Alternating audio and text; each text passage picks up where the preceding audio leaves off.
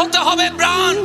যদি ব্র্যান্ড হয়ে যান, আপনি যেটাই ধরবেন সেটাই দামি হয়ে যাবে।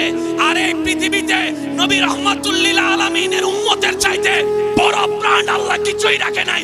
কুনতুম খায়রা উম্মাত বলেছেন, চিৎকার দিয়ে বলেন সুবহানাল্লাহ।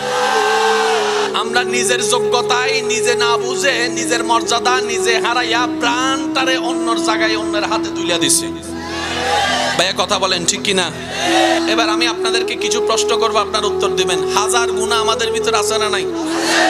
আল্লাহর গজব এখনো মনে কর, আল্লাহর গজব কখনো এখনো? এখানে অনেকে বলবেন যে ভাইয়া করোনা তো আল্লাহর গজব ছিল। আমি শ্রদ্ধার সাথে বলবো ভাই, গজবের একটা ধরন কি জানেন? গজব আসলে রেজাল্ট একটাই, ফিনিশ। এখন আমরা আছি না নাই? তার মানে এটা গজব নয়, এটা ইমতিহান, এটা ফিরে আসার একটা পরীক্ষা। কারণ রবের গজব আসবে, টিকা থাকবে এমন বাফের ফুটকেটা আছে রে।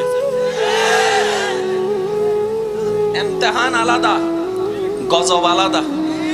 নূহ আলাইহিস সালামের জমানায় যখন গজব আসছে, এমনকি নূহ আলাইহিস সালামের ছেলেও করোনা আসছে কি আসে নাই? এখনো আমরা আছি না নাই? তাহলে গজব আলাদা, পরীক্ষা আলাদা। তো এটা কি? করোনাটা ছিল আল্লাহর ভয়াবহতা, আল্লাহ পাকের আযাবটা বুঝার জন্য আমাদেরকে একটা পরীক্ষা দিয়েছেন। দেখ, শুধু নবীর উম্মত হওয়ার কারণে আমি মাত্রাটা কমাই দিছি।